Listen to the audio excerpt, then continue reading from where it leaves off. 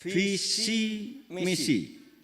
Visi kami, saya dan Pak Ganjar, adalah menuju Indonesia unggul, menuju Indonesia unggul.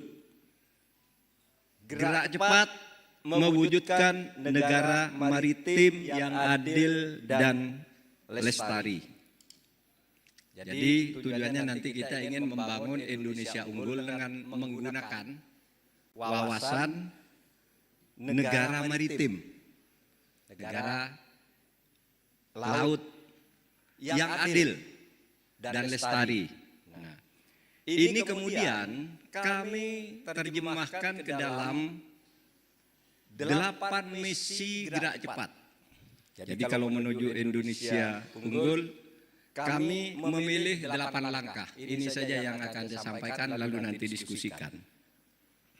Langkah yang pertama, mempercepat pembangunan manusia Indonesia unggul yang berkualitas, produktif, dan berkepribadian. Jadi yang harus kami garap pertama adalah manusianya. Karena Indonesia ini dihuni dan untuk memenuhi kebutuhan-kebutuhan manusia, sehingga manusianya harus berkualitas, harus produktif, dan berkepribadian Indonesia tentunya. Lalu langkah cepat yang kedua, mempercepat penguasaan sains dan teknologi melalui pencepatan riset dan inovasi.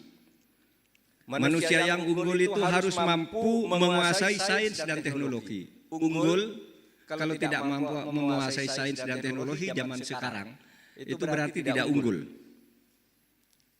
Melalui apa? Pencepatan riset dan inovasi, kreativitas.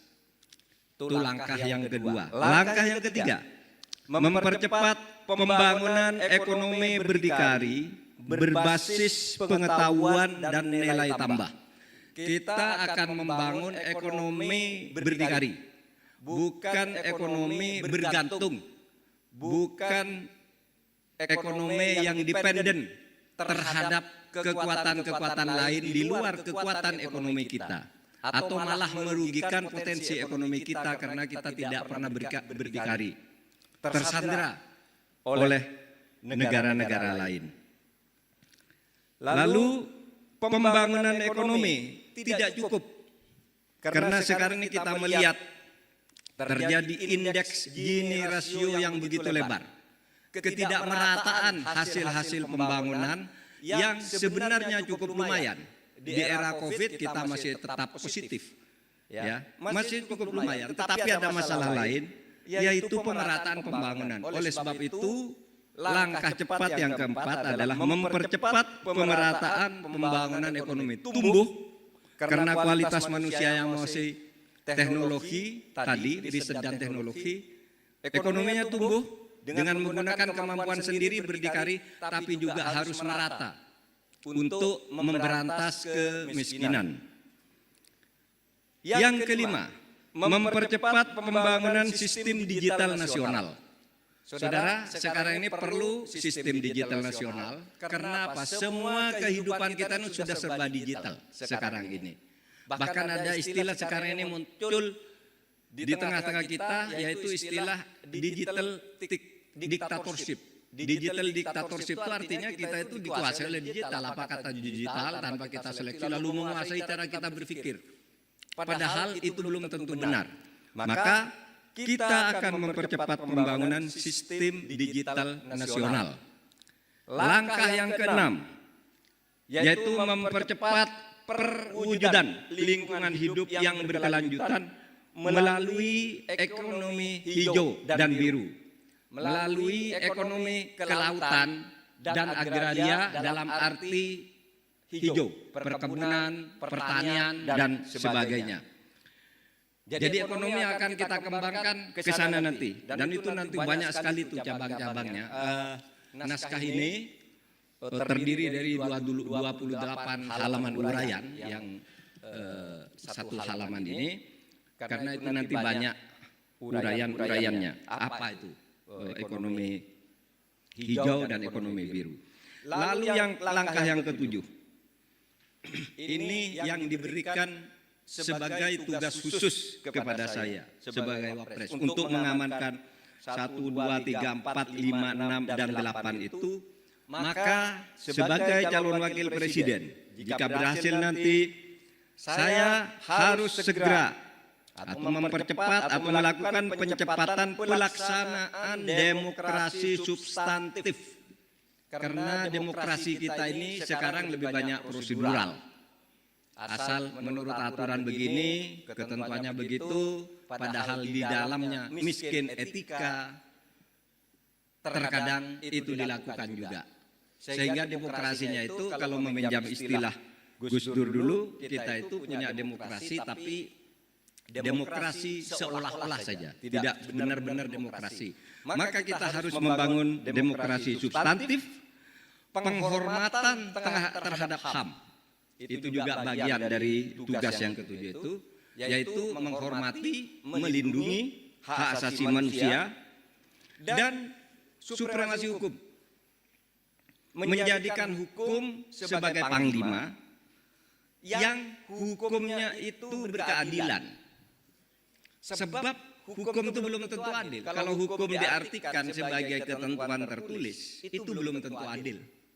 Bisa saja hukum itu tidak adil, karena kalau hukum dianggap sebagai aturan itu bisa ditukar belikan, dijual belikan bisa.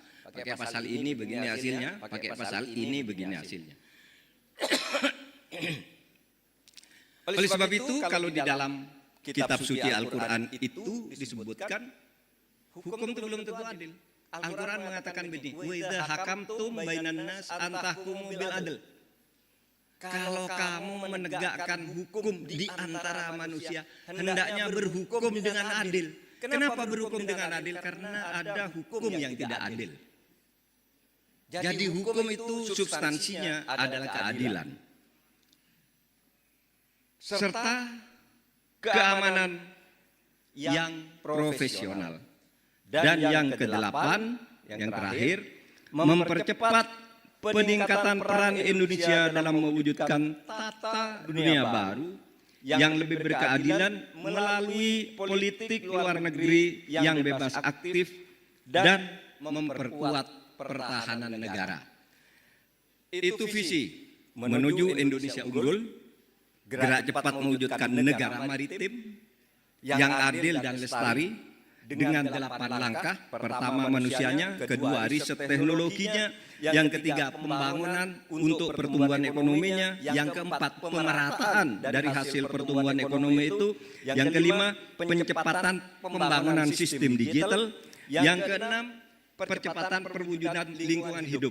Ini penting nih, lingkungan hidup agar tidak rusak, karena itu modal SDA kita yang paling diharapkan. Lalu mempercepat pelaksanaan demokrasi substansif, perlindungan HAM, penegakan hukum yang berkeadilan dan keamanan yang profesional, dan yang terakhir mempercepat peningkatan peran Indonesia dalam mewujudkan tata dunia baru yang lebih berkeadilan melalui politik luar negeri yang bebas aktif dan memperkuat pertahanan negara. Termasuk di sini sikap politik Indonesia dalam geopolitik yang sedang terjadi sekarang ini untuk konflik Palestina dan Israel.